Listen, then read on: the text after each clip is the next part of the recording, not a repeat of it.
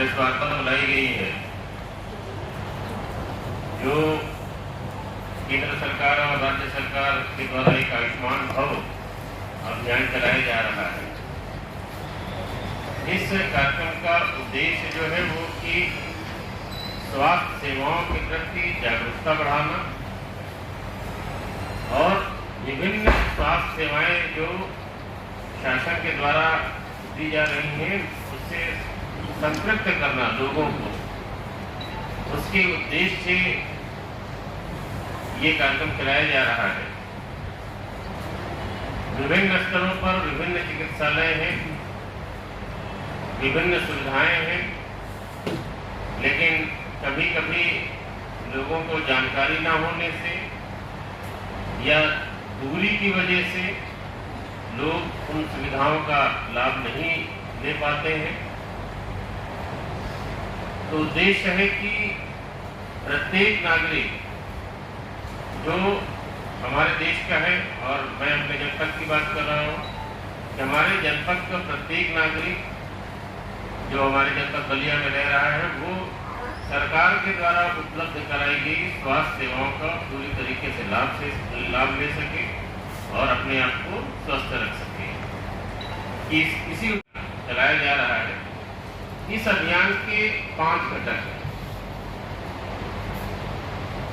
Number 1 सेवा पखवाड़ा, 2 आयुष्मान आपके द्वार 3.0, तीसरा है आयुष्मान मेला, चौथा आयुष्मान सभा और 5वां है आयुष्मान ग्राम पंचायत आयुष्मान नगरी वार्ड। इन 5 घटकों में इस पूरे कार्यक्रम को आयोजित किया जाएगा। संक्षिप्त में इन 5 घटकों के बारे में चर्चा जरूर करना चाहूंगा। पहला है सेवा पखवाड़ा। ये सेवा पखवाड़ा 17 सितंबर 2023 से 2 अक्टूबर 2023 तक चलेगा। इसके 3 अंग होंगे। एक स्वच्छ भारत अभियान, दूसरा रक्तदान महादान और तीसरा अंगदान शपथ। तो स्वच्छ भारत अभियान के अंतर्गत सभी चिकित्सालयों में, चाहे जिस भी स्तर का हो, वहाँ साफ सफाई का अभियान। इसके अतिरिक्त जो विभिन्न स्तर पर समितियां बनी है, वो रोगी कल्याण समिति हो, जन आरोग्य समिति हो, स्वास्थ्य स्वच्छता पोषण समिति हो, इन सब के माध्यम से स्वच्छता अभियान चलाया जाना, ये इसका एक उद्देश्य होगा। दूसरा रक्तदान महादान कहा जाता है। इस दौरान ये भी कार्यक्रम आयोजित किया जाएगा। जनपद में हम लोगों ने जो कार्य योजना तैयार किया है, 17, 18, 19, 25 और 30 5 तिथियों में रक्तदान का कार्यक्रम होगा। 17 तारीख को जिला चिकित्सालय में, 18 को भी जिला चिकित्सालय में, 19 को नगवा में, 25 को अभी हम लोग इसका स्थान निर्धारित करेंगे और 30 को बांसुरी में। तो ये 5 कार्यक्रम रक्तदान के होंगे। इसके अतिरिक्त तीसरा जो इसका घटक है वो अंगदान शपथ का है।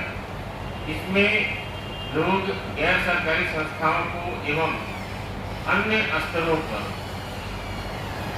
स्वैच्छिक अंगदान करने के लिए प्रतिज्ञा करेंगे। उसका एक पूरी प्रतिज्ञा आई हुई है। और अंगदान आप सबको मालूम है कि चिकित्सा सुविधाओं में बेहतरी के लिए कितना महत्वपूर्ण होता है। तो एक अंगदान शपथ दिलाए जाने का कार्यक्रम बनेगा। दूसरा घटक है आयुष्मान आपके। इसमें जो हमारे आयुष्मान कार्ड के लाभार्थी हैं और पिछले वर्षों से लगातार हम लोग उन आयुष्मान कार्ड लाभार्थियों को आयुष्मान कार्ड दे रहे हैं। अब तो स्मार्ट कार्ड के रूप में भी आ गया है। निरंतर हम लोगों की कोशिश रहती है कि जितने भी लाभार्थी जनपद के हैं उन सबको आयुष्मान कार्ड मिल जाए, ताकि जो इंटरनेट हॉस्पिटल है वहाँ जाने पर उन्हें तुरंत चिकित्सा सुविधा प्राप्त हो जाए। तो इस दौरान वो भी कार्यक्रम चलेगा। तीसरा इसका घटक है आयुष्मान मेला। इसका प्रारंभ भी 17 सितंबर से किया जाएगा। ये सभी सामुदायिक स्वास्थ्य केंद्र और हेल्थ एंड वेलनेस सेंटर पे चलेगा।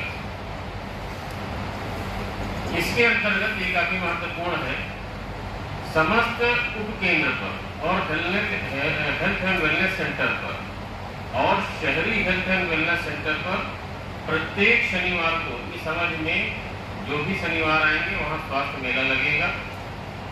और वो स्वास्थ्य मेला भी जो लगेगा उसमें अलग अलग विषय रहेंगे ताकि उस रोग से संबंधित या उस विषय से संबंधित एक्सपर्ट भी वहाँ रहे।